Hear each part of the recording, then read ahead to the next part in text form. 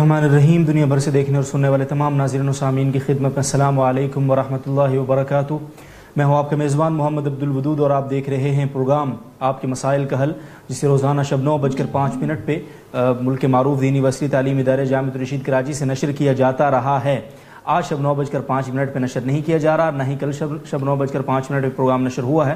آپ کی سہولت کے پیش نظر کل سے یہ پروگرام 9:30 پہ نشر کیا جا رہا ہے، مگر یہ حتمی فیصلہ نہیں ہے، یہ آپ کے ذہن میں رہنا چاہیے۔ انشاءاللہ جمعے تک، جو جمعے کی ہم جس نشست میں انشاءاللہ آپ کی خدمت میں حاضر ہوں گے کل کی چھٹی کے بعد، تو اس میں حتمی وقت کے ساتھ آپ کی خدمت میں ہماری حاضری ہوگی۔ یہ وقت حتمی نہیں ہے۔ ناظرین کرام، روزانہ کی طرح آج بھی آپ کے بہت سارے سوالات ہمارے پاس موجود ہیں۔ مفتیان کرام کا ایک سینئر پینل بھی ہمارے ساتھ موجود ہوگا۔ روزانہ کی طرح ہم آپ کے سوالات ان کی خدمت میں رکھیں گے، ان سے جواب جانیں گے اور آپ تک پہنچانے کا فریضہ ہمیشہ کی طرح نبھانے کی بھرپور کوشش کریں گے۔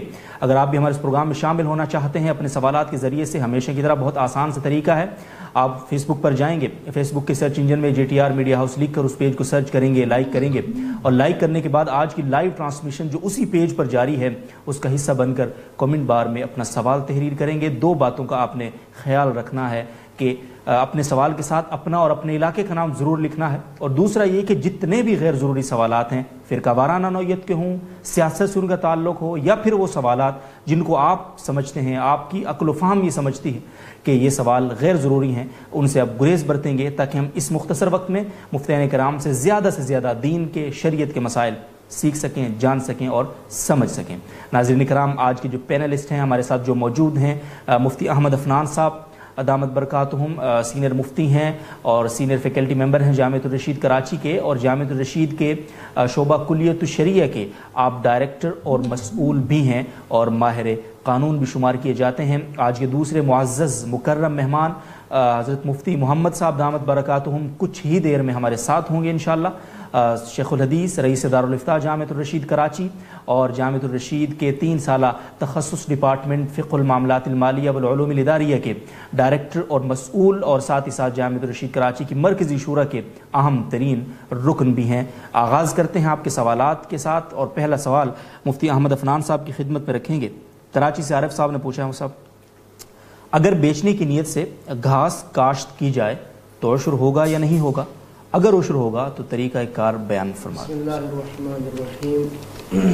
بسم اللہ الرحمن الرحیم، والصلاة والسلام علی نبینا محمد وآلہ صحبہ اجمعین، اما بعد۔ گھاس پر عشر نہیں ہے، اس پر نص ہے، لہٰذا گھاس کسی بھی نیت سے لگائی جائے تو اس پر عشر نہیں آئے گا۔ ٹھیک جی، بہت شکریہ مصعب۔ اور اگلا سوال ہے سوات سے اہلیہ یعقوب صاحبہ کا۔ وہ یہ پوچھتی ہیں ہماری زکوٰۃ اس ماہ سے شروع ہوئی ہے، کیا رمضان تک زکوٰۃ ادا کی جا سکتی؟ دو باتیں الگ الگ ہیں، ایک زکوٰۃ کی کیلکولیشن اور ایک ہے زکوٰۃ کی ادائیگی۔ تو زکوٰۃ کی کیلکولیشن تو اس تاریخ میں ضروری ہے جس تاریخ میں آپ مالدار ہوئے ہیں یا ہوئی ہیں۔ تو جس تاریخ میں آپ مالدار ہوئی تھیں، یعنی آپ کے پاس نصاب کے بقدر مال آیا تھا، جو کہ 52.5 تولہ چاندی ہے، جو آج کل 40,000 سے کچھ اوپر ہے، اس پر جب 1 سال گزر جائے گا تو اس تاریخ کو آپ پر زکوٰۃ کی کیلکولیشن واجب ہوگی۔ پھر اس تاریخ میں فرض کریں کہ پہلی رمضان ہوگی تو آپ پہلی شوال ہوگی تو آپ ہر پہلی شوال میں یہ کیلکولیشن کریں گے کہ آج میرے پاس کتنا مال ہے اور ان پر زکوٰۃ کتنی بنتی ہے۔ جہاں تک ادائیگی کی بات ہے تو اسی وقت ساری ادا کرنا ضروری نہیں ہے، بلکہ دھیرے دھیرے ادا کر سکتے ہیں، اور آپ رمضان میں بھی ادا کر سکتے ہیں، لیکن 1 سال سے زیادہ نہ گزرے ادا کرنے میں۔ 1 سال سے زیادہ واجب ہونے کے بعد 1 سال زیادہ تاخیر نہ ہو، ایک بات۔ اور آخری بات یہ ہے کہ ہمارے ہاں جو رواج ہے کہ رمضان میں ہی سارے لوگ زکوٰۃ ادا کرتے ہیں، اور یہ سمجھتے ہیں کہ رمضان میں ثواب زیادہ ملے گا، تو یاد رکھیے رمضان میں جو ثواب اضافی ملتا ہے وہ نوافل کا ملتا ہے، فرض تو فرض ہے۔ اور اس کا نقصان یہ ہوتا ہے کہ غریب بیچارے یا مسکین یا ادارے، وہ سارا سال اگر وہ بیچارہ مشکل میں ہے تو اس کو بولے بھائی تمہیں ابھی کھانا نہیں ملے گا، رمضان آئے گا پھر کھانا کھانا، کپڑے چاہیے، جاؤ ابھی تمہارے گھر خراب ہو گیا بارش سے تو ابھی 4 مہینے انتظار کرو، میں تو رمضان میں ہی زیادہ ثواب لوں گا۔ لہٰذا یہ نیت قابل اصلاح ہے، تو کچھ زکوٰۃ رمضان میں ادا کریں، کچھ زکوٰۃ سارا سال مستحقین پر ادا کرتے رہیں۔ جی بہت شکریہ، جزاک اللہ صاحب۔ ممبئی سے بنت عبداللہ صاحبہ کا اگلا سوال ہے، کیا زکوٰۃ اور صدقہ کے پیسے سے کاروبار کے کاروبار کر کے مستحق کو دے سکتے ہیں؟ صدقے کے پیسے سے تو کر سکتے ہیں، اس میں کوئی حرج نہیں ہے، البتہ زکوٰۃ کا پیسہ اصلاً وہ اس مستحق کا ہے، یعنی وہ اس کا حکم یہ کہ کسی غریب مستحق کو مالک بنانا ضروری ہے. جب تک آپ نے مالک نہیں بنایا زکوٰۃ ادا ہی نہیں ہوئی. یہ سوال بنے گا اصل میں اداروں کے لیے. کوئی ہسپتال یا مدرسہ ہے مثلاً جس کے پاس زکوٰۃ آ گئی، اب ہسپتال اور مدرسے میں جب زکوٰۃ آ جاتی ہے تو انہوں نے چونکہ فارم سائن کرایا ہوتا ہے اپنے اسٹوڈنٹ سے یا مریضوں سے کہ ہم آپ کی طرف سے زکوٰۃ لینے کے وکیل ہیں، تو زکوٰۃ مدرسہ یا کوئی بھی ادارہ جیسے ہی زکوٰۃ لیتا ہے تو وہ زکوٰۃ ادا ہو جاتی ہے. اچھا، اب سوال یہ ہے کہ اگر وہ زکوٰۃ ایکسس نہیں ہے تو پھر تو اس کو کاروبار میں لگانا درست نہیں ہے. اگر زکوٰۃ ایکسس ہے، مثلا آپ کے پاس زکوٰۃ ہے، آپ نے مریضوں کا علاج کرنا ہے، کھانا یا تنخواہیں دینی ہیں اس سے، یا کوئی بھی ضروریات پوری کرنی ہے، لیکن ابھی 2-3-4 مہینے 6 مہینے کے آپ کے پاس پیسے اضافی پڑے ہیں، تو پھر آپ 2 شرطوں کے ساتھ اس زکوٰۃ کے پیسے کو انویسٹمنٹ میں لگا سکتے ہیں. کتنی شرطیں؟ 2 شرط. پہلی شرط یہ ہے کہ ایسی جگہ پہ انویسٹمنٹ لگائی جائے جہاں پر نفع کا تقریباً نقصان کا اندیشہ بہت ہی معمولی ہو. تو ہر کاروبار میں نفع نقصان ہوتا ہے، لیکن بزنسز 2-3 قسم کی ہوتی ہیں. بعض انویسٹمنٹس ایسی ہوتی ہیں لو رسک، اور نارملی جو لو رسک ہوتی ہیں ان میں پروفٹ بھی لو ہوتا ہے. تو بہرحال آپ نے لو رسک انویسٹمنٹ میں لگانا ہے. دوسری شرط یہ ہے کہ اگر نقصان ہو گیا تو آپ کو اپنی جیب سے وہ نقصان پورا کرنا پڑے گا، کیونکہ وہ زکوٰۃ کے پیسے تھے.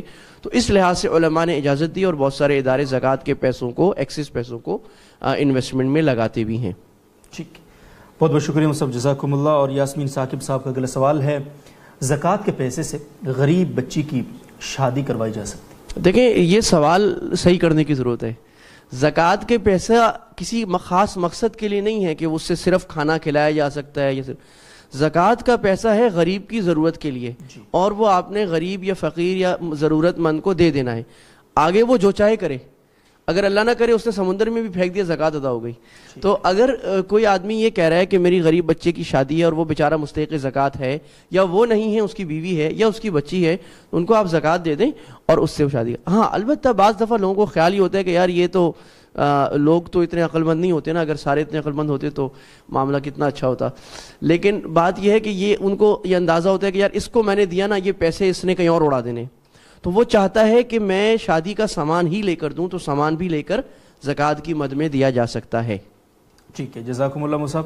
اور اگلا سوال بھی آپ ہی کی خدمت میں ہے. سلیم اختر صاحب کا، سونے کے جو زیور استعمال میں ہوتے ہیں کیا ان پر بھی زکوٰۃ؟ جی ہاں، احناف امام ابو حنیفہ رحمہ اللہ کے نزدیک سونا ہر حال میں، جس حالت میں بھی ہو، چاہے زیور کی حالت میں ہو، چاہے ڈلیوں کی، چاہے برتنوں میں، جس طرح بھی ہو، اس پر زکوٰۃ فرض ہوگی.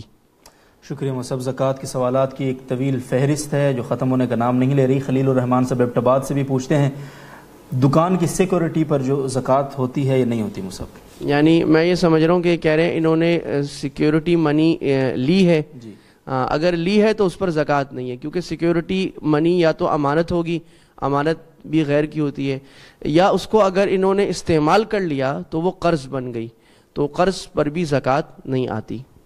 یعنی جس نے قرض لیا ہوتا ہے اس پر نہیں آتی، جس نے دیا ہوتا ہے اس پر آتی ہے. ٹھیک ہے، شکریہ مصعب. منیر ملک صاحب کا سوال ہے، ریٹائرمنٹ کے بعد پینشن لینے کا کیا حکم؟ وہی حکم ہے جو تنخواہ لینے کا ہے.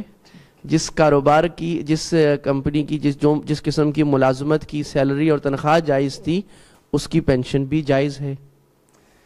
شکریہ مصعب. کینیڈا سے سہراب خان صاحب پوچھتے ہیں، اگر قرض کے لین دین کا کوئی گواہ نہ ہو اور قرض لینے والے کا انتقال ہو جائے تو کیا ورثاء کے ذمے قرض کا دعویٰ کرنے والے کو وہ رقم لوٹانا ضروری ہوگا؟ دیکھیں، اصل اصولی بات تو یہ ہے کہ فرض اور واجب تو یعنی لازم شرعاً تو اس وقت ہوگا جب گواہ ہو یا کوئی لکھت پڑھت ہو. یہی وجہ ہے کہ سورہ بقرہ کے آخری رکوع میں اللہ تعالیٰ نے قرض کے اوپر یا کریڈٹ کا آدمی معاملہ کرے تو اس پر لکھ لینے کی بہت 4 دفعہ تاکید فرمائی ہے، لکھو لکھو لکھو. اب صورتحال یہ ہو گئی ہے کہ والد صاحب فوت ہو گئے ہیں، کچھ لوگ آ گئے ہیں کہ جی آپ کے والد صاحب نے ہمیں پیسے دینے تھے. تو اب آپ اپنا گمان دیکھیں، اگر آپ کا خیال قرائن علامتوں سے یہ لگ رہا ہے کہ یار واقعی یہ صحیح کہہ رہا ہے تو پھر آپ دے دیں، اور اگر آپ کا لگ رہا ہے کہ نہیں صحیح نہیں کہہ رہا تو پھر دینا ضروری تو نہیں ہے. اب دے دیں تو بہتر ہے، نہ دیں تو کوئی گناہ نہیں ہے. جی بہت شکریہ مصعب. برطانیہ سے آسمہ شیخ صاحبہ کا سوال ہے، ہماری کی رشتہ دار خاتون ہیں، انہوں نے برطانیہ کا ویزا لینے کے لیے جھوٹ بولا ہوا ہے، اور برطانیہ کی حکومت ان کی مالی مدد بھی کرتی ہے، ہر مہینہ خرچ بھی دیتی ہے۔ اگر وہ ہمارے بچوں کو یا ہمیں کوئی تحائف وغیرہ بھیجیں، یا اگر ہم ان کے گھر جائیں اور وہ کھانا کھلائیں ہمیں، تو کیا یہ کھانا کھانا اور ان تحائف کا لینا جائز ہوگا؟ جبکہ اگر کھانے یا تحائف سے انکار کریں تو شوہر صاحب ناراض ہوتے ہیں۔ کیا میں ان تحائف سے یا کھانے کے بدلے انہیں کچھ پیسے ہدیے کے طور پر دے سکتی ہوں؟ اس میں نیت مجھے کیا رکھنی چاہیے؟ یا اللہ، یہ بھی دیکھنا چاہیے برطانیہ کا ویزا لینے کے لیے سچ کتنے لوگ بولتے ہیں، اور برطانیہ کے میں بینیفٹس لینے کے لیے سچ کتنے لوگ بولتے ہیں، اور اس چیز نے ہمیں مسلمانوں کے امیج کو کتنا تباہ و برباد وہاں پر کیا ہوا ہے، ان مغربی ممالک میں جہاں گورے اور غیر مسلم ایک ایک چیز پر سچ بولتے ہیں، اور ہم لوگ ان سے بینیفٹ لینے کے لیے، اور جاب بھی چل رہی ہے اور ان امپلائمنٹ بھی لے لیں، یا کام نہیں کر رہے اور دکھا رہے ہیں کام کر رہے ہیں۔ اللہ تعالیٰ اس سے تو یہ جو ایک مسئلہ ہو گیا، اللہ تعالیٰ رحم فرمائے۔ یہ میں سمجھتا ہوں دوہرا گناہ ہے کہ آپ وہاں پر ہمارے جو مسلمان بھائی مغربی ممالک میں گئے وہ ہمارے سفیر اور ایمبیسڈر ہیں، جو وہ گناہ غلط کرتے ہیں، ایک تو گناہ ملتا ہے غلط کام کرنے پر، اور ایک اسلام کو بدنام کرنے کا بہت بڑا گناہ ملتا ہے۔ بہرحال انہوں نے سوال کیا ہے کہ چونکہ وہ جو بینیفٹس لیتی ہیں جھوٹ بول کر، وہ چونکہ تھوڑے ہیں، اور باقی ان کی غالب کمائی غالباً ایسا ہی لگ رہا ہے کہ وہ تو بہت زیادہ نہیں ہوتے کہ غالب کمائی ہو جائے یا ان کی غالب انکم وہی ہو جائے، تو لہٰذا ان کے یہاں سے کھانا پینا جائز ہے، اس میں کوئی حرج نہیں، اس سے ان کی کمائی حرام نہیں ہوگی۔ یعنی ہر غلط عمل سے کمائی حرام نہیں ہوتی۔ یہ سمجھنے کی بات ہے کہ بعض ناجائز گناہ کے کام ایسے ہوتے ہیں جس سے کمائی بھی حرام ہو جاتی ہے، اور بعض ایسے ہوتے ہیں جس سے کمائی حرام نہیں ہوتی۔ بہت شکریہ صاحب۔ اور وقار احمد صاحب امارات سے پوچھتے ہیں، ایسا پیشہ اختیار کرنا جس میں رشوت دینا ناگزیر ہو، اس کے بغیر کام ناممکن ہو، جائز؟ اگر آپ کا کام بالکل جائز ہے، مثلا آپ کاروبار کر رہے ہیں یا آپ ملازمت کر رہے ہیں، اور اس ملازمت کی جو اہلیت لکھی ہوئی ہے آپ اس پر پورا اترتے ہیں، اور آگے کرپشن کی وجہ سے وہاں پر ملازمت اسی کو ملتی ہے جو رشوت دے، تو اس صورت میں دینا جائز ہے اللہ سے ڈرتے ہوئے، اور گناہ لینے والے کو ہوگا۔ لیکن اگر اس کے برعکس صورت ہے تو پھر جائز نہیں ہوگا۔ ٹھیک ہے، بہت بہت شکریہ۔ تھینک گاڈ کہ مفتی محمد صاحب تشریف لے آئے ہیں، کیونکہ میں اناؤنس کر چکا تھا۔ اور حسنین عابد صاحب کا سوال آپ ہی کی خدمت میں، ابوظہبی سے مصعب، کیا بیٹھ کر غسل کرنا ضروری ہے؟ نیز کیا شلوار بیٹھ کر پہننا ضروری ہے؟ اور لباس پہننے کے کیا احکام ہے؟ 3 سوال۔ جی، بسم اللہ الرحمن الرحیم۔ پہلی بات تو یہ ہے کہ بیٹھ کر غسل کرنا ضروری نہیں ہے، بہتر ہے، مستحب ہے کہ بیٹھ کر غسل کیا جائے، لیکن ضروری نہیں ہے۔ اور بعض اوقات غسل خانے کی کیفیت ایسی ہوتی ہے کہ وہاں بیٹھ کر غسل کرنے میں کافی دقت پیش آتی ہے، تو اگر آپ کھڑے ہو کر غسل کریں تو کسی قسم کی کوئی معصیت لازم نہیں آتی، کوئی گناہ نہیں ہے۔ یہی مسئلہ شلوار پہننے کا بھی ہے کہ بیٹھ کر پہننے میں بعض اوقات دقت ہوتی ہے اور کھڑے ہو کر پہننا بہت آسان ہوتا ہے، تو اس میں کوئی شریعت کا حکم نہیں ہے کہ آپ بیٹھ کر شلوار پہنیں، آپ کھڑے ہو کر بھی پہن سکتے ہیں۔ اور لباس پہننے کے بارے میں کافی تفصیلات ہیں، کسی خاص جہت کا اگر سوال ہوتا تو ہم اس کا جواب دیتے۔ اتنی اصولی بات سمجھ لیں کہ ہر وہ لباس جو شریعت کے خلاف نہیں ہے وہ جائز ہے، اور بالکل بے عینی ہی وہی لباس پہننا جو رسول اللہ صلی اللہ علیہ وسلم نے پہنا تو وہ مستحب درجے کی چیز ہے، چونکہ یہ سنن عادیہ میں سے ہے۔ شرعاً اس پر عمل کرنا کوئی واجب یا کوئی سنت مؤکدہ کی طرح جیسے نماز کی سنت مؤکدہ ہوتی ہیں ایسا حکم نہیں ہے۔ تو آپ صلی اللہ علیہ وسلم تو زیادہ تر ازار پہنتے تھے، لیکن شلوار آپ نے پسند فرمائی، تو اس لیے آپ اگر شلوار پہن رہے ہیں تو رسول اللہ صلی اللہ علیہ وسلم کا پسندیدہ لباس پہن رہے ہیں۔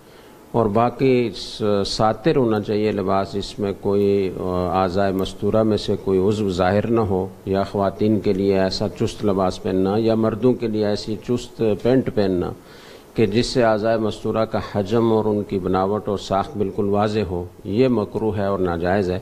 باقی کوئی بھی لباس ہو وہ پہننا جائز ہے۔ ٹھیک جی، بہت شکریہ مصعب۔ کراچی سے اہلیہ یحییٰ صاحبہ کا سوال ہے، کیا پاؤں میں سونے کی پازیب پہن سکتے؟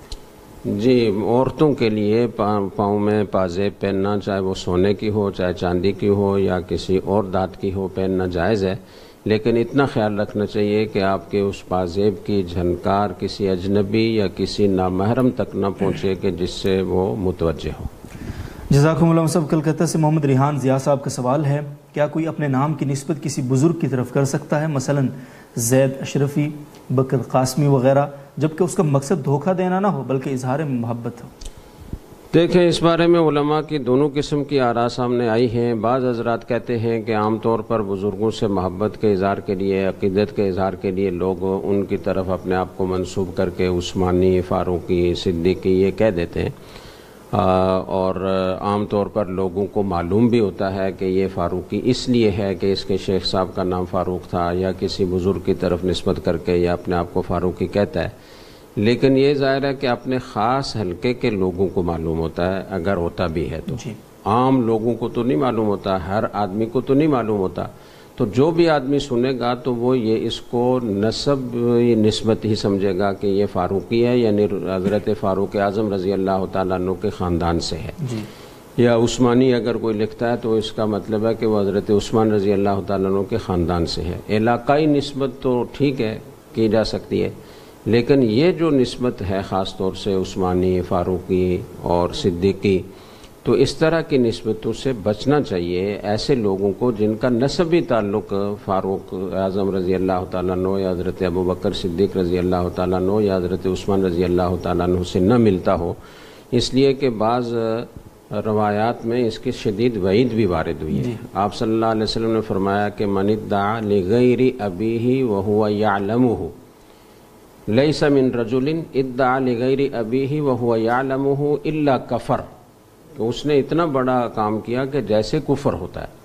اور اسی طریقے سے یہ بھی اس میں آتا ہے کہ ومن ادعا قوما لیس لہ فیہم نسب فلیتبوأ مقعدہ من النار، جو آدمی کسی ایسی قوم کی طرف اپنے آپ کو منسوب کرتا ہے کہ جس میں سے وہ ہے نہیں، تو وہ اپنا ٹھکانہ جہنم میں بنا لے۔ تو اس طرح کی وعیدوں کے ہوتے ہوئے اس کی بالکل اجازت نہیں ہونی چاہیے، اور اس سے اجتناب کرنا چاہیے کہ کوئی آدمی نسبی تعلق کے بغیر کسی شخصیت کی طرف اپنی نسبت اس طرح کرے کہ جس سے سننے والوں کو یہ اشتباہ ہو کہ اس کا نسبی تعلق اس سے۔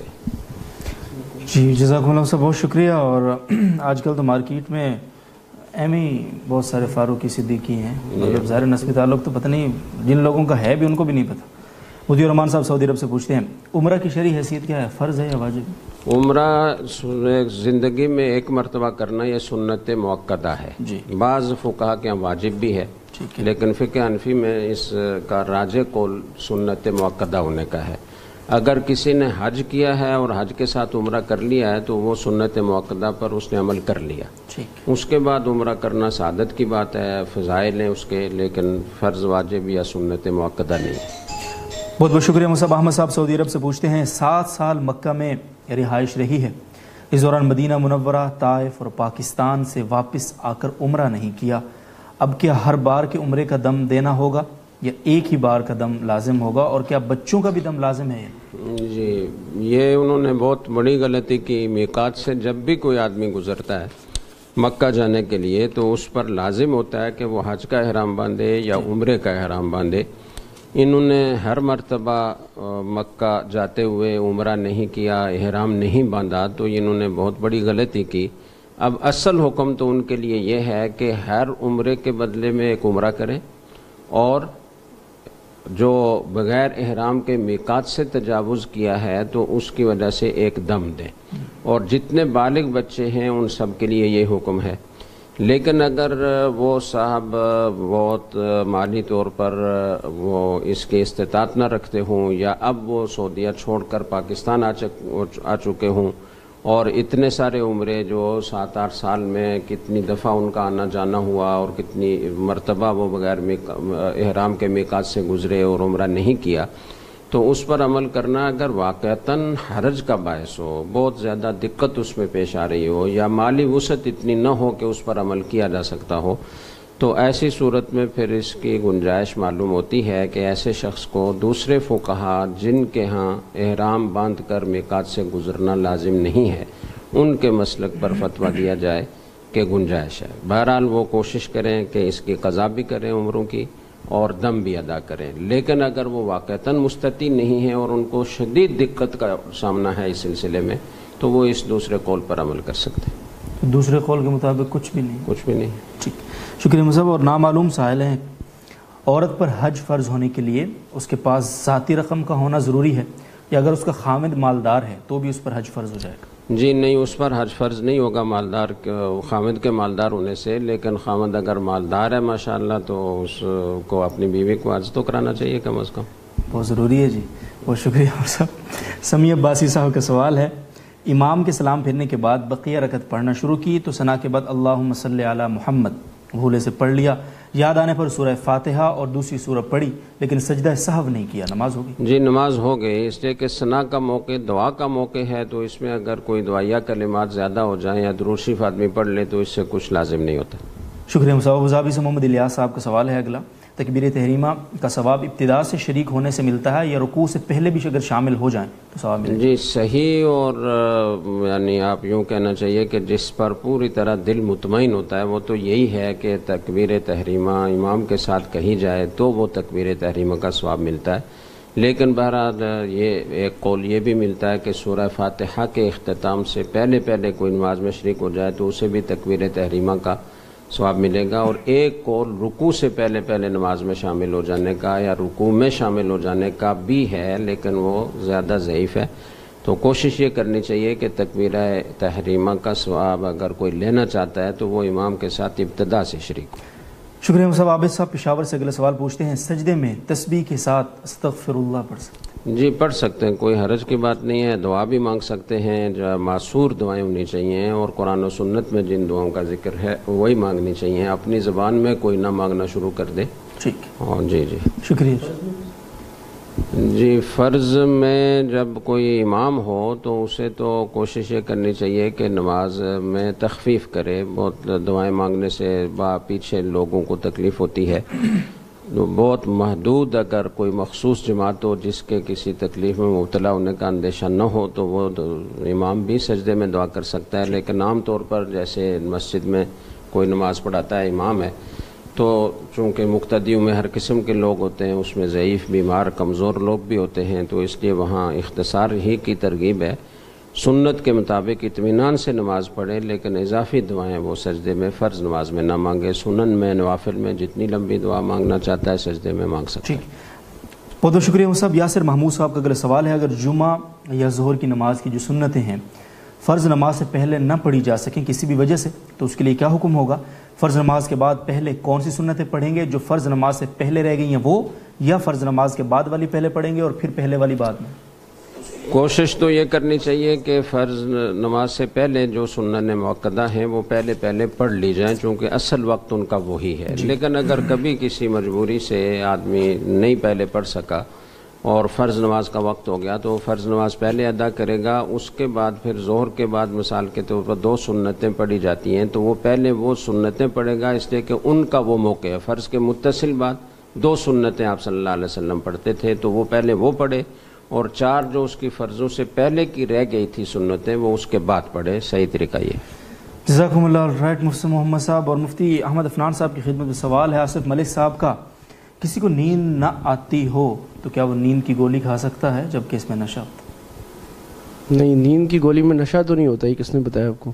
اصل میں ہمارے ہاں اس بات کا فرق نہیں کیا جاتا کہ نشہ کس کو کہتے ہیں. بعض لوگ چائے کو بھی نشہ کہہ دیتے ہیں، بعض پان کو بھی کہہ دیتے ہیں. نشہ اس چیز کو کہتے ہیں جس میں انسان کی عقل جو ہے وہ اس کے قابو، یعنی عقل میں فرق آ جائے عارضی طور پر یا عارضی طور پر کسی کوئی چیز کھانے کی وجہ سے، اور اس میں اس کو قابو نہ رہے، ہوش و حواس ٹھکانے نہ رہے، یعنی اس کو پتہ نہ ہو کہ میں کیا کہہ رہا ہوں صحیح ہوش میں. اس کو نشہ کہتے ہیں. تو یہ چیزیں جس کی انسان کو عادت ہو جاتی ہے یہ نشہ آور چیزیں نہیں، یہ ریلیکسنٹس میں آتی ہیں یہ جو چیزیں، تو اس میں نشے والی بات تو نہیں ہے. بہت شکریہ. سوالات ناظرین سوچ سمجھ کے پوچھا کریں، بھگتنا مجھے پڑتا ہے. ٹھیک ہے جی. تو ریاض اسراف علی صاحب کا اگلا سوال ہے، آڈیو قرآن سنتے ہوئے سجدہ تلاوت کا پتہ نہیں چلتا، اس صورت میں کیا کیا جائے؟ آڈیو قرآن سنتے ہوئے وہ چونکہ ریکارڈڈ ہوتا ہے لہٰذا اس میں سجدہ تلاوت واجب نہیں ہوتا، تو پتہ نہ ہو تو کوئی حرج نہیں ہے. ویسے ایک مسلمان کو پتہ ہونا چاہیے، قرآن میں کل 14 سجدے ہیں، سجدہ تلاوت پتہ ہونا چاہیے کہ کہاں کہاں ہیں. شکریہ مصعب. سعودی عرب سے ظفر صاحب کا اگلا سوال ہے، میرے 5 بچے ہیں، میں ان کا عقیقہ کرنا چاہتا ہوں، کیا الگ الگ جانور ذبح کرنے ہوں گے یا ایک بڑا جانور بھی کافی؟ اگر آپ چھوٹا جانور یعنی بکرا یا بکری یا دمبا یا بھیڑ کریں گے تو الگ الگ کرنے ہوں گے. اگر گائیں یا اونٹ کریں گے تو ایک میں بھی کر سکتے ہیں. پھر لڑکوں کے لیے بہتر اور افضل 2 کرنا ہے لیکن 1 بھی کر سکتے ہیں، تو اس حساب سے آپ تعداد دیکھ لیں، یعنی گائے میں 7 حصے ہوتے ہیں تو اس حساب سے آپ حصے پورے کر کے بھی ایک جانور میں بھی کر سکتے ہیں۔ جزاکم اللہ صاحب۔ جدہ سے محمد رحمان صاحب پوچھتے ہیں میں نے قسم کھائی تھی کہ فلاں کام نہیں کروں گا، پھر وہ کام مجھ سے ہو گیا اور کئی دفعہ ہو گیا، اب مجھے کفارہ ایک قسم کا دینا ہوگا یا جتنی بار قسم کھا کر توڑی ہے اتنا کفارہ ادا کروں؟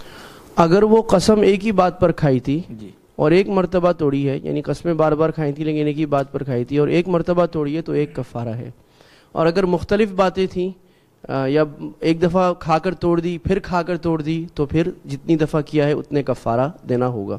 شکریہ۔ لگے ہاتھوں یہ بھی بتا دیں عثمان غنی صاحب کو کہ قسم کا کفارہ ہوگا کیا؟ جی قسم کا کفارہ 10 مسکینوں کو صبح شام کا کھانا کھلانا، یعنی قرآن مجید میں جو اللہ تعالیٰ نے فرمایا طعام 10 مساکین من اوسط ما تطعمون اہلیکم، یا ان کو کپڑا دینا یعنی ایک جوڑا، او کسوتہم 10 مساکین غریب لوگوں کو، اور تیسری بات قرآن نے کہی او تحریر رقبہ، یعنی گردن کا آزاد کرانا، وہ آج کل ہے نہیں، اور جس آدمی کے پاس اتنے بھی پیسے نہ ہوں جو کہ آج کل کم لوگ ہوتے ہیں تو اس کے بارے میں اللہ نے فرمایا فمن لم یجد فصیام 3 ایام، تو پھر اس کو 3 دن کے روزے رکھنے ہیں، یہ قسم کا کفارہ ہے۔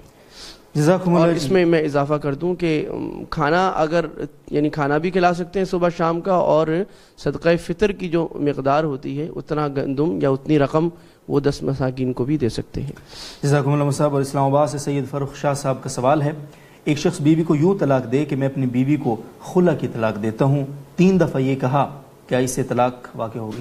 یہ ان کو سمجھ میں کیسے آیا یہ لفظ، یعنی یہ سوچا کیسے کہ لفظ دینے کا؟ بہرحال اس کا جواب مجھے نہیں آتا، لا ادری، استاد جی کو اگر تو لیکن یا پھر اس کو ہم کل دیکھ لیں گے، کل دیکھ لیں گے، پرسوں دیکھ لیں گے انشاءاللہ۔ انشاءاللہ۔ لوگ چالاک بڑے ہوتے ہیں، ان کو سب آتا ہے لیکن جب ہو جاتا ہے پھر پوچھتے ہیں۔ محمد تسلیم اختر صاحب انڈیا سے پوچھتے ہیں، ایک مسجد روڈ سائڈ میں بنی ہوئی ہے، روڈ کے کنارے تقریباً 15 فٹ سرکاری جگہ خالی ہے، کیا اس جگہ مسجد کا غسل خانہ، وضو خانہ وغیرہ تعمیر کروایا جا سکتا؟ نہیں، آپ روڈ ایسا کریں، روڈ پر بھی قبضہ کر لیں، مطلب روڈ پر بھی مسجد بنا لیں تو بس آپ کا کام ہوگا۔ تو بھائی بات یہ ہے جی، تو میں عرض کر رہا تھا کہ یہ کام جو ہمارے یہاں ہے کہ ہم یہ سمجھتے ہیں کہ نیکی کر رہے ہیں اور طریقہ صحیح نہیں دیکھتے، جیسے بھی کر دیا اور سمجھتے ہیں بڑا اچھا کام کیا، یہ انتہائی قابل اصلاح روش ہے۔ حدیث میں آیا ہے کہ ایک بالش زمین قبضہ کرنے کا بھی عظیم گناہ ہے، لہٰذا وہ چاہے اپنی ذات کے لیے کریں، چاہے مسجد کے لیے کریں، چاہے مدرسے کے لیے کریں، یہ اس میں دوہرا گناہ ہوگا۔ ایک تو آپ نے غلط کام کیا، قبضہ کیا، اور اس کے ساتھ آپ نے دین کو بھی بدنام کیا کہ لوگ یہ کہیں گے دیکھو جی مولوی یہ کر رہے ہیں، دین والے یہ کر رہے ہیں۔ دوسری بات یہ ہے کہ اجتماعی املاک پر قبضہ کرنا یہ بہت ہی عظیم گناہ ہے، کیونکہ وقف جو املاک ہوتی ہے، مثلا پاکستان کی جو زمین ہے وہ گورنمنٹ کی زمین نہیں ہوتی، یہ صدر صاحب وزیر اعظم کی ہوتی ہے، عوام کی ہے۔ تو 20 کروڑ عوام کا حق مارا آپ نے، جب بھی آپ نے پبلک پراپرٹی کو خراب کیا، روڈ توڑا، فٹ پاتھ پہ قبضہ کیا، یا کسی حکومت مملکت پاکستان کی یا کسی ملک کی چیز کو نقصان پہنچایا، تو یہ وقف کے اندر جو کچھ غلط کام کرنا ہے، چوری کرنا ہے، نقصان پہنچانا، یہ عام گناہوں سے بہت زیادہ خطرناک گناہ ہے، اس سے بچنا چاہیے۔ بہت بہت شکریہ مصعب۔ اور موسیٰ جان صاحب ریاض سے اگلا سوال پوچھتے ہیں، بلی پالنا کیسا ہے؟ کیا بلی کا جھوٹا حلال ہے؟ اگر بلی نے گوشت یا دودھ میں منہ مار دیا تو اس دودھ یا گوشت کا کیا حکم ہوگا؟ بلی پالنا تو جائز ہے، اس میں کوئی حرج نہیں ہے، البتہ جھوٹے کے بارے میں احناف کا یہ قول ہے کہ طاہر مکروہ، کہ پاک تو ہے، صاحب ہدایت لکھا ہے، لیکن مکروہ ہے۔ تو اب اس میں اگر بلی نے پیالے میں منہ مار دیا تو اگر تو وہ خشک تھا، مثلا آٹا وغیرہ تھا، اس کو الگ کر دیں، باقی صاف رہ جاتا ہے، پھر تو ٹھیک ہے۔ لیکن اگر وہ دودھ وغیرہ یا کوئی ایسی چیز تھی کہ جھوٹے کا اثر پورے پیالے میں چلا جائے گا، پورے برتن میں، تو اس میں علماء یہ فرماتے ہیں کہ اگر ان صاحب کو استعداد ہے، اللہ تعالیٰ کا دیا بہت کچھ ہے، تو اس کو استعمال نہ کریں، بہتر ہے۔ اور اگر غریب آدمی ہے تو وہ استعمال کر لے، اس کے لیے پھر مکروہ بھی نہیں ہوگا۔ ٹھیک ہے، جزاکم اللہ۔ محب اللہ بٹ صاحب پوچھتے ہیں، کیا عورت اپنے بال پیچھے سے کاٹ سکتی ہے؟ اور اگلا سوال بڑا الگ سا ہے کہ کیا اس عورت کے لیے بیگ اٹھانا جائز ہے؟ شاید. اچھا یہ بیگ اٹھانا یا تو ان سے غلطی ہوگی یا آپ سے غلطی ہو گئی ہے, اتنا سادہ تو کوئی نہیں ہوتا کہ بیگ اٹھانا جائز نہیں ہے. بہرحال یہ جو پہلی بات ہے کہ بال کٹوانا, دیکھیں حدیث میں اللہ کے نبی صلی اللہ علیہ وسلم نے مردوں سے مشابہت کرنے والی عورتوں پر اور عورتوں سے مشابہت کرنے والے مردوں پر لعنت فرمائی ہے. تو یہ بال چھوٹے کر کے کاٹ کے رکھنا یہ مردوں کی عادت ہے, لہٰذا اس وجہ سے علماء نے یہ فرمایا کہ خواتین کے لیے بال کٹوانا زیادہ منع ہے. البتہ اگر کسی خاتون کے بالوں میں کوئی عیب ہے, یعنی پیچھے سے اوپر نیچے ہیں اور اتنے زیادہ اوپر نیچے ہیں کہ جس کو واقعی عیب سمجھا جاتا ہے, تو وہ برابر کر سکتی ہے. یا کسی کے بال بہت زیادہ لمبے ہو گئے ہیں اور وہ اس کے لیے سنبھالنا مشکل ہو رہا ہے, تو وہ اتنا چھوٹا کر سکتی ہے, یعنی کمر تک لے آئے کہ جس سے اس کے لیے سنبھالنا آسان ہو جائے. باقی اتنے بال کٹوانا کہ وہ لڑکوں کی طرح مردوں کے قریب آنے لگیں, یہ بالکل ناجائز ہے. نہیں وہ سب یہ سوال شاید غلط ہی نہ ہو کہ شاید یہ سمجھ رہے ہوں کہ کیا بیگ اٹھانا بھی عورت کے حقوق میں مرد کے لیے؟ نہیں, یہ سمجھ رہی ہوں گی کہ جب مرد اور عورت جا رہے ہوں تو بیگ مرد کو اٹھا کے پیچھے پیچھے چلنا چاہیے, خاتون کو نہیں اٹھانا چاہیے. بہرحال یہ سوال میں کوئی غلطی ہوئی ہے, یہ ایسا سوال نہیں ہوگا. ہے کیا جواب؟ مطلب اس کا جواب دینے کی ضرورت ہے کہ خاتون کے لیے بیگ اٹھانا جائز ہے نہیں. چلیں جی مفتی محمد صاحب, عبید احمد صاحب ہندوستان سے پوچھتے ہیں, جمعہ کے دن سے متعلق یہ بات کہی جاتی ہے کہ مسجد میں کسی کو پھلانگ کر آگے نہیں جانا چاہیے, کیا امام, مؤذن اور خطیب اس حکم سے مستثنیٰ ہے؟ جی نہیں, مستثنیٰ نہیں ہیں, یہ حکم تو سب کے لیے ہے. البتہ یہ ہے کہ چونکہ مسجدوں کا بناوٹ اور ساخت بعض اوقات مختلف ہوتی ہے, اور جو رسول اللہ صلی اللہ علیہ وسلم کا معمول تھا تو وہ تو اپنے حجرے سے نکلتے تھے اور راستہ موجود تھا اور آپ سیدھے محراب میں جاتے تھے, تو مقتدیوں کے صفوں سے گزرنے کی نوبت نہیں آتی تھی. تو اگر امام صاحب کا اسی طرح قبلہ کی دیوار کی طرف اگر مکان ہو اور وہ محراب سے داخل ہو سکتے ہوں تو ان کو محراب سے داخل ہونا چاہیے, لیکن ہر جگہ ایسا نہیں ہوتا تو وہ ان کو پیچھے سے ہی آنا پڑتا ہے.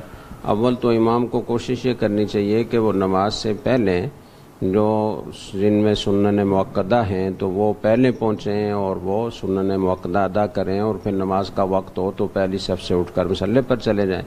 تو اس طرح گردنے پھلانگنے کی نوبت ہی نہیں آئے گی. لیکن انسان ہے, اس سے تاخیر بھی ہو سکتی ہے, وہ دیر سے بھی آ سکتا ہے.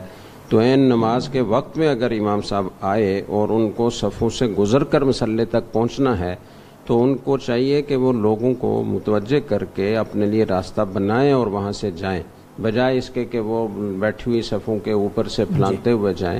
وہ لوگوں کو متوجہ کر کے اپنے لیے راستہ بنائیں اور پھر آگے بڑھیں. شکریہ مصعب, بہت شکریہ. کراچی سے عارف صاحب کا سوال ہے, اگر کوئی شخص جمعہ کی خطبہ سے رہ جائے اور نماز میں شامل ہو جائے تو کیا جمعہ ادا ہو جائے گا؟ نیز اگر کوئی جمعہ کی جماعت سے رہ جائے تو ظہر پڑے گا یا جمعہ؟ یہ ہو چکا ہے. جی اس کا جمعہ تو ہو جائے گا پہلی صورت میں, خطبہ رہ جائے اور نماز میں شریک ہو جائے تو جمعہ کی نماز ادا ہو جائے گی, لیکن ظاہر ہے کہ وہ بہت بڑے اجر سے محروم ہو جائے گا, اس لیے کہ رسول اللہ صلی اللہ علیہ وسلم نے فرمایا جو پہلے آیا اس کو ایک اونٹ ذبح کرنے کا, صدقہ کرنے کا ثواب ملے گا, جو دوسرے مرحلے میں آیا تو اسے گائے ذبح کرنے کا ثواب ملے گا, جو تیسرے مرحلے میں آیا تو اسے بکری ذبح کرنے کا اور صدقہ کرنے کا ثواب ملے گا, جو اس کے بعد آیا اسے مرغی ذبح کرنے کا اور صدقہ کرنے کا ثواب ملے گا. اور جب امام آ جاتا ہے منبر پر تو پھر فرشتے صحیفے بند کر دیتے ہیں, اجر لکھنا چھوڑ دیتے ہیں اور وہ خطبہ سننے میں مشغول ہو جاتے ہیں. تو اس لیے اتنے بڑے اجر سے محرومی کا سبب تو ہے, لیکن جمعہ کی نماز ادا ہو جائے گی.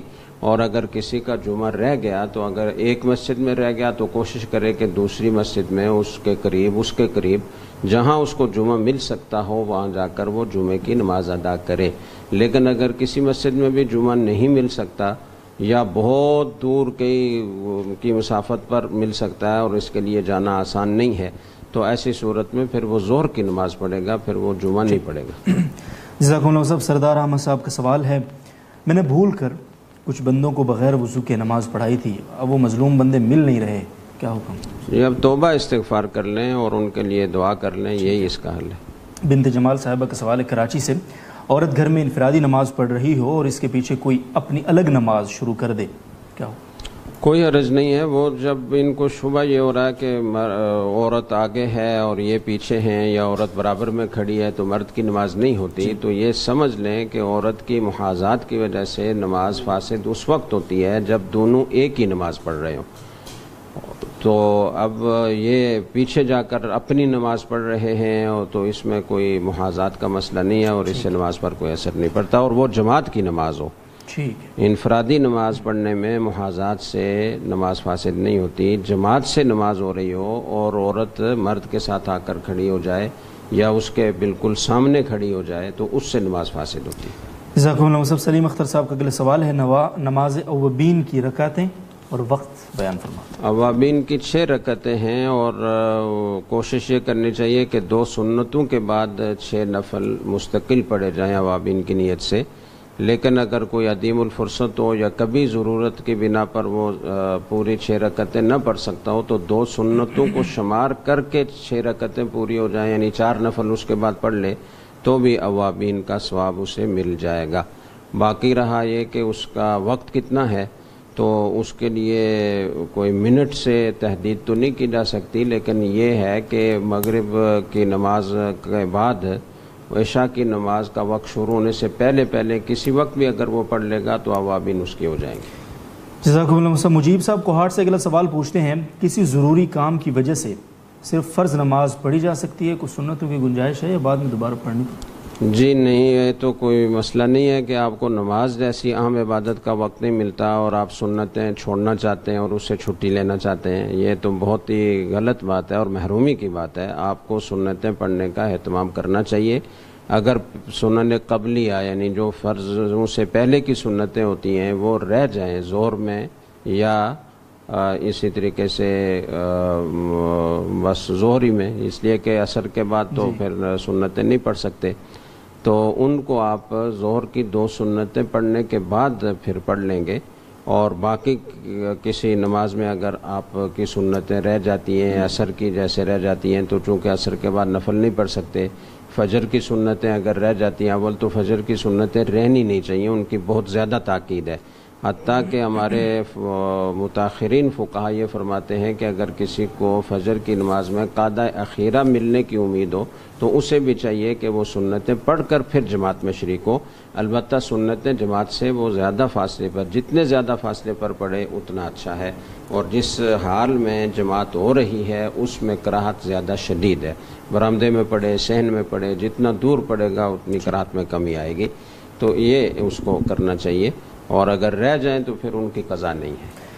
یہ اس میں صحیح بات رہی، وہ کہتے ہیں کہ اگر سنت قبلیہ رہ گئی ہے تو پہلے وہ سنت بعد والی پڑھے یا پہلے؟ وہ نہیں، وہ اس میں نہیں تھا، وہ اس سے پہلے سوال تھا، وہ ہو چکا ہے. جزاک اللہ صاحب بہت شکریہ. ماریا خٹک صاحبہ کا سوال ہے اگلا، جنبی شخص سو رہا ہے تو اس کے برابر میں بیٹھ کر قرآن مجید پڑھا جا سکتا ہے یا نہیں، جبکہ کمرے میں کوئی اور اونچی جگہ موجود نہیں ہے اس کے علاوہ؟ اگر کوئی مناسب جگہ ایسی نہیں ہے جہاں بالکل پاک صاف اور اس کے قریب بھی کوئی ایسی نجاست والی بات نہ ہو تو یہ زیادہ بہتر ہے. لیکن اگر ایسی کوئی جگہ میسر نہیں ہے تو تلاوت سے محرومی کی بجائے اسی جگہ بیٹھ کر تلاوت کی جا سکتی. جزاکم اللہ. جی کراچی سے بنت جمال صاحبہ کا سوال ہے، کیا حیض کی حالت میں روزانہ آیت کریمہ کا ورد کر سکتے ہیں؟ دیکھیں وہ آیات جن میں دعا کا مضمون پایا جاتا ہے وہ تو پڑھی جا سکتی ہیں، اور آیت کریمہ کی بھی لوگ بطور رقیہ پڑھتے ہیں. وہ تلاوت کی نیت سے نہیں پڑھتے. قرآن کریم جیسے تلاوت کیا جاتا ہے اور اس کی نیت کی جاتی ہے ویسے نہیں پڑھتے، بلکہ اپنی کسی مصیبت کو ٹالنے کے لیے وظیفے کے طور پر پڑھتے ہیں. تو اس کی گنجائش معلوم ہوتی ہے. صحیح ہے. محمد اسلم صاحب پاک پتن شریف سے پوچھتے ہیں، 1.25 لاکھ کلمہ طیبہ پڑھ کر جو ایصال ثواب کیا جاتا ہے اس کی کیا حقیقت ہے؟ جی یہ چونکہ حدیث ہے اور صحیح بات یہ ہے کہ میں اس کی تحقیق پوری طرح نہیں کر سکا کہ اس کی سندی حیثیت کیا ہے، لیکن عمومی طور پر فضائل میں اگر کوئی حدیث ضعیف بھی ہو اور اس پر ایسا پختہ یقین نہ رکھا جائے کہ یقینی طور پر ایسا ہوتا ہے، ایک احتمال ہے، اور اس احتمال کی بنا پر بھی وہ وظیفہ کر لینا چاہیے، اس لیے کہ جتنی بڑی فضیلت اس کی منقول ہے اس کے پیش نظر یہ احتمال بھی ہمارے لیے کافی ہے کہ اللہ تعالیٰ یہ اتنا بڑے فضیلت ہمیں عطا فرما دیں، تو اس لیے اس کے پڑھنے میں کوئی حرج نہیں ہے، بلکہ پڑھنا چاہیے۔ اور فضائل میں ضعیف حدیث پر بھی عمل کیا جا سکتا ہے، بشرطے کہ اس کا ایسا عقیدہ نہ رکھا جائے کہ یقینی طور سے یہ ثواب ملے گا۔ پھر ایک اور بات بھی کہہ ہی دوں کہ ضعیف حدیث جو ہوتی ہے یہ ظن غالب کے طور پر ضعیف ہوتی ہے، اس کے صحیح ہونے کا بھی احتمال ہوتا ہے۔ صحیح ہے نا؟ اس لیے کہ کسی حدیث پر جو ضعف کا حکم لگتا ہے وہ اس لیے لگتا ہے کہ فلاں مولانا صاحب کے حافظہ کمزور تھا، یا وہ بات بھول جاتے تھے کبھی کبھی۔ تو اب یہ تو نہیں کہ وہ کبھی بھول جاتے تھے تو اس حدیث میں بھی ضرور بھولیں، وہ کمزور حافظے والے کو بھی بہت ساری باتیں یاد ہوتی ہیں نا۔ اور اگر کسی کے اوپر جھوٹ کی تہمت بھی ہے تو اس کی حدیث شدید ضعیف ہوتی ہے، بعض اوقات اس کو لوگ موضوع بھی کہہ دیتے ہیں، لیکن جھوٹا آدمی ہر وقت جھوٹ تو نہیں بولتا نا، وہ سچ بھی بولتا ہے۔ تو اس لیے ہر ضعیف حدیث میں یہ احتمال ہوتا ہے کہ یہ صحیح ہو، اس لیے اس میں جو فضیلت وارد ہے اگر اس کے حصول کے احتمال اور امید کی بنا پر آدمی اس پر عمل کرے تو اس میں کوئی حرج نہیں۔ جزاک اللہ صاحب۔ اور یہ کچھ دن پہلے ایک سوال آیا تھا ابھی دو نشستوں سے قبل کہ ضعیف حدیث کیا ہوتی ہے۔ حسن لوگ چونکہ عام لوگ زیادہ تر سنتے ہیں ہم کو، تو ہم نے ان سے یہ ڈن کیا تھا اس وقت۔ ڈن کیسے کیا؟ بس ان سے کہا تھا کہ انشاءاللہ ہم ایک نشست سے ایک سیگمنٹ رکھیں گے جس میں یہ جو اصطلاحات ہیں نا حدیث کی، صحیح حدیث، حسن، موضوع، چونکہ بہت زیادہ ریپیٹ ہوتی ہیں اور لوگوں کو پتہ نہیں، انشاءاللہ اس پہ آپ بھی صحیح بتا دیں ناظرین کو، ہم وقت دیں گے اس پہ انشاءاللہ۔ ہم اس پر مستقل ایک مجلس کریں گے تاکہ سب لوگوں کو اس طرح کے اصطلاحات انشاءاللہ مفید ہوگا انشاءاللہ۔ جزاکم اللہ صاحب۔ دبئی سے سلطان محمود صاحب کا سوال ہے، کسی کے گھر فوتگی ہو جائے تو تعزیت کا سنت طریقہ کیا ہے؟ تعزیت کا سنت طریقہ یہ ہے کہ آپ ان کے پاس جائیں، ان سے ملیں، ان سے ان کے ساتھ غم میں شرکت کا اظہار کریں، ان کو تسلی دیں۔ تعزیت کے لفظی معنی ہوتے ہیں تسلی دینے کے، ایسے کلمات جن سے ان کو تسلی ہو، ان کو صبر آئے، یہ تعزیت ہے۔ اس کے لیے جو الفاظ حدیث میں منقول ہیں وہ ہیں ان للہ ما اخذ ولہ ما اعطى وکل شیء عنده باجل مسمى۔ آپ نے فرمایا کہ یہ دعا پڑھنی چاہیے، جو کچھ اللہ نے لیا وہ بھی اللہ کا تھا، جو اللہ نے دے رکھا ہے وہ بھی اللہ کا ہے، اور ہر چیز کے لیے ایک وقت مقرر ہے۔ فلتصبر ولتحتسب، صبر کرنا چاہیے اور اس میں ثواب کی امید رکھنی چاہیے۔ یہ کلمات کہہ دیں، یا بعض فقہا نے کلمات لکھیں اعظم اللہ اجرک و احسن عزاءک و غفر لمیتک، اللہ تعالیٰ آپ کو عظیم اجر عطا فرمائے، آپ کو تسلی عطا فرمائے، آپ کے میت کی مغفرت فرمائے۔ تو اس طرح کے کلمات کہنی چاہیے اور مختصر تعزیت کرنی چاہیے، وہاں ڈیرا لگا کر بیٹھ نہیں جانا چاہیے۔ بہت سارے لوگ آ رہے ہوتے ہیں اور لوگوں کے لیے بیٹھنے کا انتظام کرنا بھی مشکل ہوتا ہے اور کسی کو کہہ کر اٹھانا بھی مشکل ہوتا ہے، تو آنے والوں کو خود اس کا خیال کرنا چاہیے کہ ہم تھوڑی دیر بیٹھیں، تسلی دے کر اٹھ جائیں۔ جی بہت شکریہ۔ اور اگر اخبار پڑھنا بھی ہے تو تصویریں دیکھ کے گزارا کر کے نکل جائیں وہاں سے تاکہ دوسرے لوگوں کو موقع ملے۔ جنید صاحب کشمیر سے پوچھتے ہیں اگلا سوال، اور آخری سوال ہے آج کی اس ٹرانسمیشن کا۔ دینی مجلس ہے، رسول اللہ صلی اللہ علیہ وسلم کا نام مبارک بار بار اس میں آ رہا ہے، تو ایک بار درود پڑھنا ضروری ہے یا ہر بار درود پڑھنا لازم؟ دیکھیں ضروری تو ایک بار ہے، لیکن یہ کتنی محرومی کی بات ہوگی کہ رسول اکرم صلی اللہ علیہ وسلم جو ہمارے محسن ہیں اور جنہوں نے اپنی ساری زندگی امت کے لیے کڑتے ہوئے گزاری ہے، اور جن کے سینے میں ایسے آواز آتی تھی جیسے ہنڈیا کے ابلنے کی آواز آتی ہے، تو ان کا نام نامی آئے اور ہم درود شریف نہ پڑھیں تو ہر دفعہ پڑھنا چاہیے، وہ اس میں ثواب بھی ہے۔ ایک دفعہ کوئی درود شریف پڑھے گا تو 10 رحمتیں اس پر نازل ہوں گی، تو اتنے بڑے اجر سے محرومی اور اتنی بڑی محبت کے اظہار سے محرومی، یہ کتنی بڑی محرومی ہے۔ ضروری تو ایک ہی بار ہے لیکن ہر دفعہ پڑھنے کی کوشش کرنی چاہیے۔